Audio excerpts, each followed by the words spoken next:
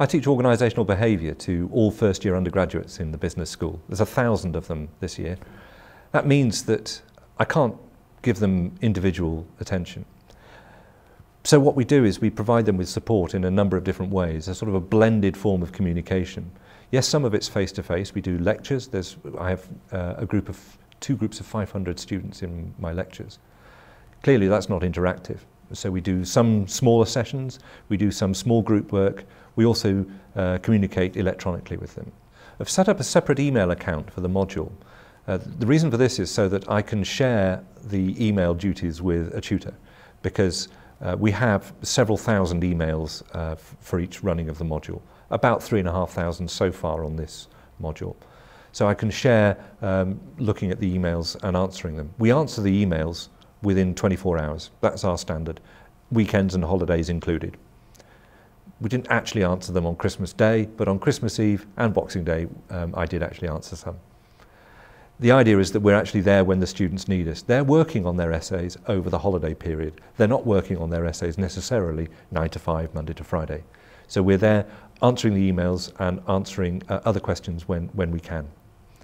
The other form of electronic support is via the discussion board. We have thousands of postings on the discussion board. You have to work on a discussion board. If you just place a thread up there and expect the students to start logging in and doing it, they won't. So there are some fun things we have. In fact, one year I actually made it part of the assessment to post something on the discussion board.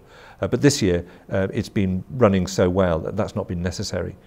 We've had thousands and thousands of postings on there. Some of them are fun. The most active thread is the one talking about what music to play before the lecture. But also there are other more serious things about asking questions about the essay, about when the coursework's due in. But what we find over a period of time is that other students start answering those as well. And so that essentially the students are providing their own support. We monitor it every day, and myself or the tutor will log in and check what's going on there and find it to make sure that the student answers are the right ones. And then maybe we'll say, yes, absolutely, that's right. Or maybe we'll say, no, it's actually not quite right, and we'll add what the actual answer is. In that way, the students can get the support that they need. And what we say is that before you email us, you must look at the discussion board to see if your question has already been answered. And that has reduced the traffic a lot, because there are a lot of very good answers there provided by other students. We can't do one-to-one support, but we do a series of face-to-face feedback events.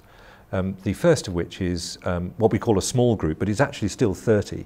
And this is essentially a short taught session of about 20 minutes, talking about essay writing and study skills in general, and then followed by another half an hour of questions and answers. And so this is when it can become interactive, because obviously in a lecture room of 500, it's not interactive. But when you have 30, then you can get that going. And we run 5 or 6 sessions of that, run by a tutor, who gives these essential skills to the students. We then have, later on in the term, some drop-in sessions where typically after a lecture, myself and 4 or 5 tutors will be available for an hour to talk to students. And it really depends on how many students are there. Sometimes it's one-to-one, sometimes it's with a group of 3 or 4. And whilst we don't read through the essays completely, essentially what those sessions are for is to give the students feedback to make so that they can understand whether they're on the right lines or not. That's all they want to know most of the time. Am I doing this about right? Now, if they're very obviously not doing it right, then what we do is refer them to the Learning Development Centre in the library, where they can get excellent one-to-one tuition. Essentially, students need to know what's expected of them, and really that's what these different forms of feedback are about, trying to provide them with that information. We've tried other things as well, and I'd be happy to give you more information if you'd like to contact me.